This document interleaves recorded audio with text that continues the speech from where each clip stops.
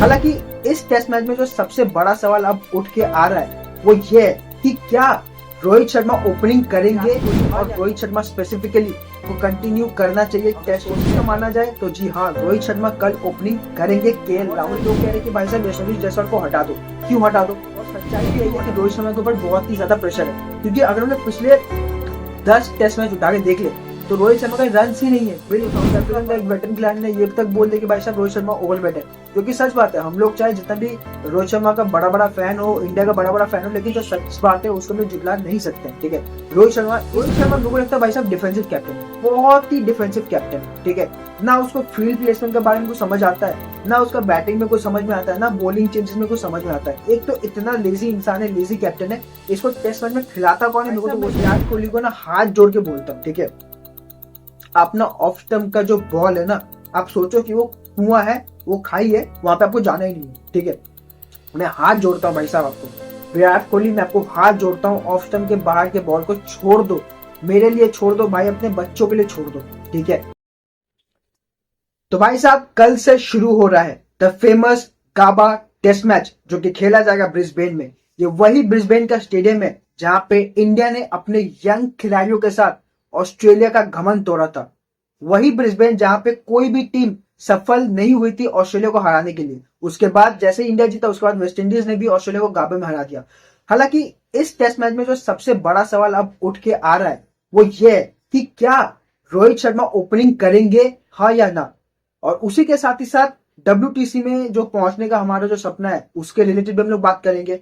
और हम लोग रोहित शर्मा और विराट कोहली, जो कि इतने बड़े खिलाड़ी हैं भारत के लिए, उनके फ्यूचर के बारे में बात करेंगे।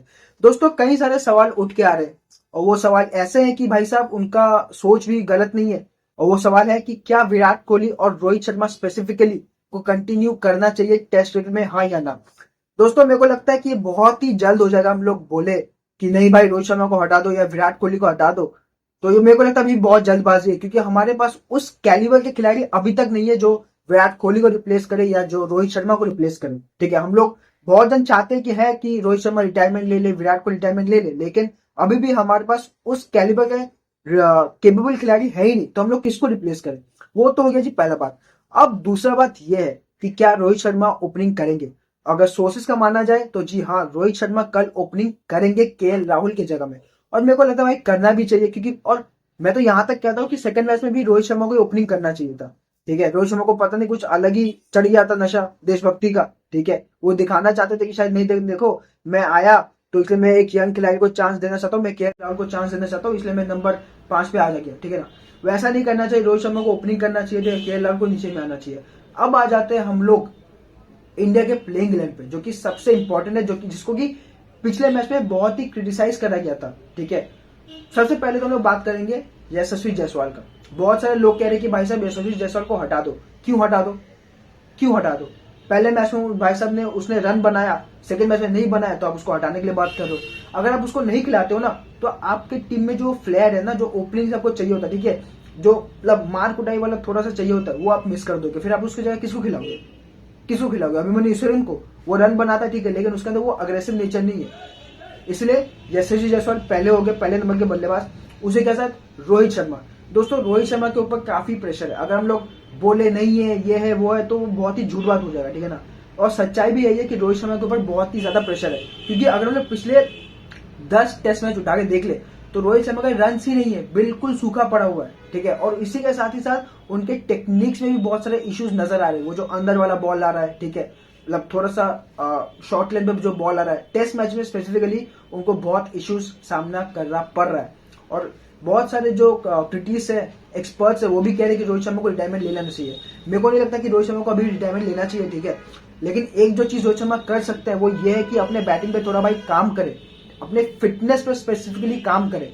एक तो साउथ अफ्रीकन का एक वेटरन खिलाड़ी ने ये तक बोल दिया कि भाई साहब रोहित शर्मा ओवर बैट है, जो कि सच बात है। हम लोग चाहे जितना भी रोहित शर्मा का बड़ा फैन हो, इंडिया का बड़ा फैन हो, लेकिन जो सच बात है उसको हम जुटला नहीं सकते हैं। ठीक है, Rohit Sharma is over weight. अगर आप उसको विराट कोहली के साथ कंपेयर करो तो भाई साहब रोहित शर्मा कोई जगह पे ही खड़ा नहीं हो सकता। लेकिन क्रिकेट में अक्सर कहा जाता है कि भाई साहब आपका स्किल ज्यादा मैटर करता है, और शायद इसीलिए रोहित शर्मा अभी तक खेल पा रहे हैं। वरना जिस बल्लेबाज का रन नहीं है, ओवर वेट है, उसको तो तब से टीम से निकाल भी देना चाहिए था। ठीक है ना, अभी रोहित शर्मा के ऊपर बहुत ज्यादा प्रेशर है क्योंकि उन्होंने एक तो रन नहीं बनाया, और एक सबसे बड़ा जो अभी सवाल उठ के आ रहा है रोहित शर्मा के रिलेटेड वो ये है कि जैसे ही रोहित शर्मा नहीं था पहला टेस्ट मैच में, इंडिया कंफर्टेबली जीता, ठीक है।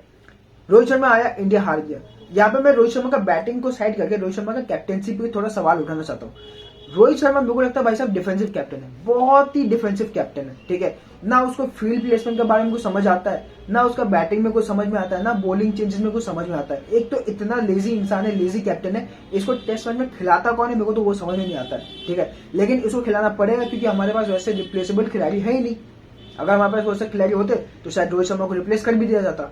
तो इसलिए पहले यशस्वी जायसवाल, फिर रोहित शर्मा, उसके बाद नंबर 3 पे आ जाते हैं हमारे शुभमन गिल। दोस्तों पहले मैच शुभमन गिल ने खेला नहीं, दूसरे मैच में शुभमन गिल का रिटर्न हुआ जहां पे उन्होंने रन नहीं बना पाए, लेकिन जितने भी उन्होंने रन बनाए, ठीक है, वो काफी कंफर्टेबल दिख रहे थे। इवन कि पिंक बॉल के साथ भी शुभमन गिल काफी कंफर्टेबल दिख रहे थे, ठीक है। तो मेरे को लगता है शुभमन गिल नंबर 3 पे हो गए। उसके बाद आते हैं हमारे विराट कोहली। भाई साहब मैं विराट कोहली को ना हाथ जोड़ के बोलता हूँ, ठीक है, आप ना ऑफ स्टंप का जो बॉल है ना, आप सोचो कि वो कुआं है, वो खाई है, वहां पे आपको जाना ही नहीं है, ठीक है। मैं हाथ जोड़ता हूं भाई साहब आपको, विराट कोहली मैं आपको हाथ जोड़ता हूं, ऑफ स्टंप के बाहर के बॉल को छोड़ दो, मेरे लिए छोड़ दो भाई, अपने बच्चों के लिए छोड़ दो, ठीक है। छोड़ दे भाई साहब ऑफ स्टंप के बाहर के बॉल को। मतलब इस जैसा खिलाड़ी के लिए भी हम लोग को बोलना पड़ा कि भाई ऐसा मत करो, वैसा मत करो। मेरे को तो खुद के ऊपर शर्म आ रहा है, लेकिन भाई हम लोग, मैं विराट कोहली का फैन नहीं हूं, मैं रोहित शर्मा का फैन नहीं हूं, मैं इंडियन क्रिकेट का फैन हूं, इसलिए मैं ये सवाल उठा रहा हूं और उसका जवाब भी दे रहा हूं, ठीक है। मैं कोई गाली गलौज नहीं कर रहा हूं यहाँ पे बैठ के, मैं सेंसिबल बात कर रहा हूं, ठीक है। तो मैं चाहता हूं कि भाई साहब विराट कोहली अपने आप पे थोड़ा सेल्फ इंट्रोस्पेक्ट करे। जिस तरह की पारी उन्होंने T20 वर्ल्ड कप के फाइनल में खेली थी वैसा ही पारी, ठीक है। मैं नहीं बोल रहा कि भाई साहब वो 100 बनाए, मैं नहीं चाहता हूँ, चलो मैं नहीं चाहता कि विराट कोहली 100 बनाए, लेकिन मैं इतना चाहता हूँ कि भाई साहब विराट कोहली एटलीस्ट इतने तो रन बना दे ताकि उनका टीम को हेल्प हो जाए, ठीक है। इतना तो एटलीस्ट वो बंदा रन बना दे कि उसका टीम को हेल्प हो जाए, उसका टीम एक ऐसा पोजीशन में लग जाए कि उसके बाद हार का वो डर ना रहे, ठीक है। तो नंबर 4 पे हो गया हमारे विराट कोहली। नंबर 5 पे भाई साहब ऋषभ पंत। अब देखो ऋषभ पंत के साथ ये है कि भाई साहब अगर वो चला तो चला, वरना नहीं चला, और यही बात मेरे को बहुत ही बुरा लगता है। भाई साहब आप इंडियन टीम के लिए खेल रहे हो, ठीक है, आप पे रिस्पॉन्सिबिलिटी है। टेस्ट क्रिकेट में बिल्कुल भी फर्क नहीं पड़ता आप कैसे छक्के मारते हो, आप 100 के छक्के मार लो या आप खड़े होकर छक्के मार लो, लेकिन टेस्ट क्रिकेट में मैटर ये करता है कि आप कितने वक्त के लिए क्रीज पे खड़े हो। और अगर आप 30 बॉल के लिए खड़े हो, 50 रन मार दिए, कोई इससे फर्क नहीं पड़ने वाला है। लेकिन अगर आप 60 रन बनाते हो 120 150 गेंदों पे, लेकिन अगर आप पूरा दिन निकालते हो तो वो फैक्टर ज्यादा काम करेगा टीम इंडिया के लिए। तो मैं ये चाहता हूँ कि भाई साहब ऋषभ पंत अपने लिए ना खेल के थोड़ा टीम इंडिया के लिए भी खेल ले, ठीक है। आईपीएल अभी तक बहुत दूर है, आईपीएल के बारे में ना सोचे और टीम इंडिया के लिए सोचे। तो ये तो होगा हमारे प्रॉपर बल्लेबाज। उसके बाद भाई साहब नीतीश कुमार रेड्डी। देखो ये बंदा ना, इतना इसका खराब सिचुएशन है, इतना अच्छा खेल रहा। अगर मैं सबका बैटिंग उठा के देख लूं तो एक तो हमारे यशस्वी जायसवाल, ठीक है, उसके बाद नीतीश कुमार रेड्डी। हर एक मैच के हर एक इनिंग्स में ये बंदा 40 क्रॉस कर रहा है, 30 क्रॉस कर रहा है, वो भी अच्छे स्ट्राइक रेट के साथ। ये भी नहीं कि एकदम ही डिफेंसिव माइंड के साथ चल जा रहा है। लेकिन इसमें तो सबसे बड़ा गलती हो जा रहा है ये है कि भाई जब इसका वो 40-50 के पास होता है तब 9वां 8वां नंबर बल्लेबाजी करता है, क्योंकि बाकी तो हमारे बल्लेबाज हक देते हैं, ठीक है। तो नीतीश कुमार रेड्डी के लिए मेरे को सबसे बुरा ये लग रहा है कि भाई साहब उसके साथ कोई नहीं होता है, ठीक है। उसके ऊपर तो सब कोई है, लेकिन वो लोग हक चुके होते हैं, लेकिन उसके साथ कोई नहीं होता। तो इसलिए नीतीश रेड्डी वहां पे, और मैं चाहता हूँ कि भाई साहब नीतीश रेड्डी एटलीस्ट 50 मार दे, ठीक है ना। मैं चाहता हूँ कि नीतीश रेड्डी एटलीस्ट 50 मार दे। उसके बाद हमारे आते हैं ऑलराउंडर। सो मैं चाहता हूँ कि भाई साहब यहाँ पे रविचंद्रन अश्विन और रविंद्र जडेजा खेले, ठीक है। बहुत हो गया, बहुत नाटक हो गया हर्षित राणा के साथ, ठीक है। रविचंद्रन अश्विन और रविंद्र जडेजा आपको चाहिए, क्योंकि रविंद्र जडेजा के पास जो बैटिंग है, ठीक है, वो आपके लोअर ऑर्डर के पास है ही नहीं। तो इसीलिए रविंद्र जडेजा और रविचंद्रन अश्विन हो गए हमारे कितने, 7 तक हो गए। उसके बाद बचे कितने, 8 9 10 11। अब इन चारों में आपके बुमराह हो गए, आकाशदीप को यहाँ पे खेलना चाहिए। भाई साहब मैं यहाँ पे जोर ला के कहना चाहता हूँ कि हर्षित राणा के जगह पे आकाशदीप को खेलना चाहिए। और मैं गौतम गंभीर के साथ हाथ जोड़ के कहता हूँ कि भाई साहब अपना किए KKR वाला जो लॉबी है ना उसको बंद कर दो। हर्षित राणा को थोड़ा बोलो भाई साहब आप बैठ जाओ, अपने ऑस्ट्रेलिया में 2 टेस्ट मैचेस खेल लिए, हो गया आपका। अभी आकाशदीप को खेलना चाहिए। और मेरे को सबसे पहले ये सवाल उठाना चाहिए कि भाई साहब आप आकाशदीप को हटा के हर्षित राणा को पहले आप कैसे खिला सकते हो, ठीक है। उसको अग्रेशन है, ये है, वो है, ठीक है, लेकिन पहले से कौन खेलते आ रहा है, पहले से परफॉर्मेंस कौन देते आ रहा है। बांग्लादेश के सामने आपको कौन बचा के रखा था, न्यूजीलैंड के सामने भी जबकि इंडियन टीम हार गई 3-0 से, आकाशदीप आपको विकेट लेके दे रहा था।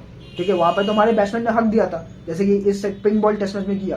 तो मैं चाहता हूँ कि इसलिए आकाशदीप का रिटर्न हो, जसप्रीत बुमराह हमारे सेकंड बॉलर हो गए, ऊपर से हमारे नीतीश रेड्डी, रविंद्र जडेजा, रविचंद्रन अश्विन तो बॉलिंग करते ही है, और उसके साथ मैं चाहता हूं कि हमारे एक और पेसर, अगर पेसर हो जाए तो अच्छा होगा, ठीक है, पेसर या स्पिनर के साथ कोई जा सकता है। तो ये तो था भाई साहब मेरा प्लेइंग 11, ठीक है। अगर आपको वीडियो अच्छा लगे तो लाइक शेयर कमेंट जरूर कर देना, लाइक शेयर और सब्सक्राइब जरूर कर देना। Thank you.